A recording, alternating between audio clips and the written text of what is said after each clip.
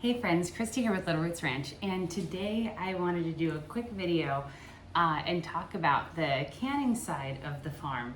I don't know if that's of any interest to anybody, but I know for me, it's such a large percentage of my time is split, of course, with growing food, but also food preservation.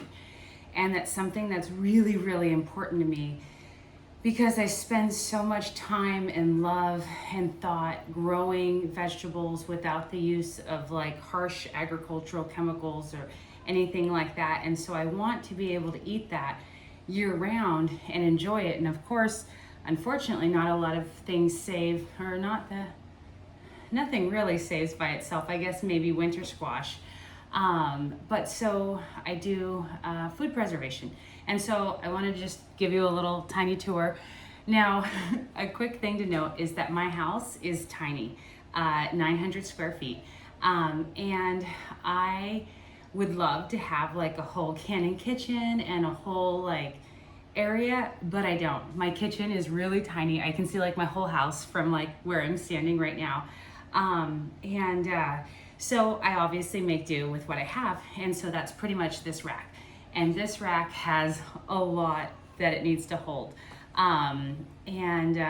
I'll give you like kind of a quick tour. So my top row right here, let's see, I think you can kind of see it there.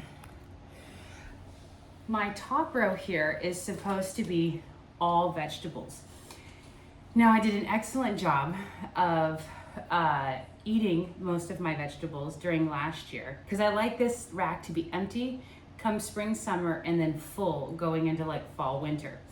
All I have so far right now are pumpkin right here. And then these are just the dehydrated trays, some dehydrated and some lavender stored in alcohol and in olive oil.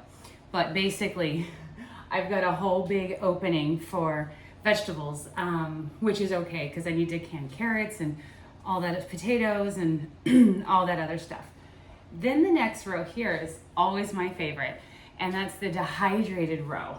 And I'll bring you a little closer here. So you can see these are all these are all zucchini, and it goes back. This is eggplant. These are cucumbers with chili lime seasoning. Sun-dried tomatoes, absolute best. Cherries, kale, turnips, celery, pumpkin, and then these are just apples and berries and bananas and stuff like that back here. And then, let's see here.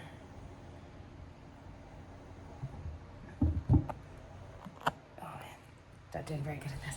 Okay, and then, oops, too far. Well, I guess it's fine. Then there's this row, which does have my dehydrator because I don't have a whole lot of room, so it fits on there. And then here is where I have all of my tomato sauces. And I go through a lot of tomato sauce, so I usually like to have 4 containers. And it's really hot because I'm canning right now. In the pressure canner going, I've got tomato sauce and that I've been working on. But so again, this is low. Tomatoes are just coming in, so it'll fill up and be a full thing of tomatoes. And then this shelf here is my beans, which we all know I do a lot of beans. Though usually I make them fresh every day, but I need to get around and canning some for just in case I randomly need beans. Probably got like 5 pounds of cooked beans in the fridge. And then of course chicken, and that's brisket. But so this is meat and beans shelf.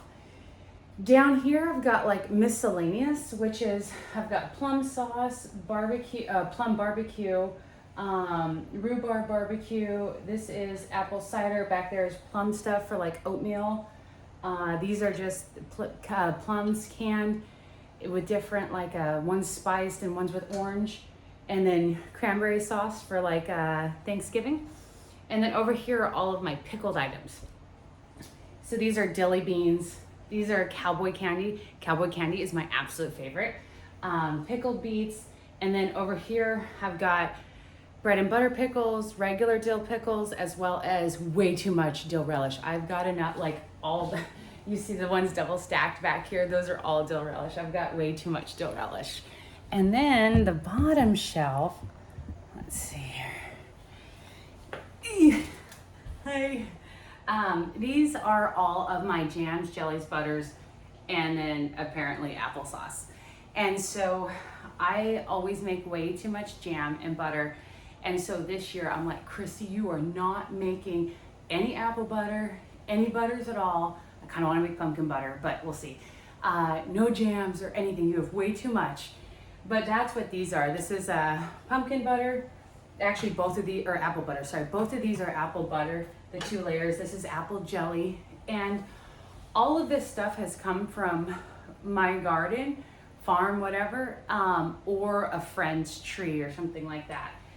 Then this is all plum jam, more plum jam, spiced plum jam. I obviously have access to a lot of plums.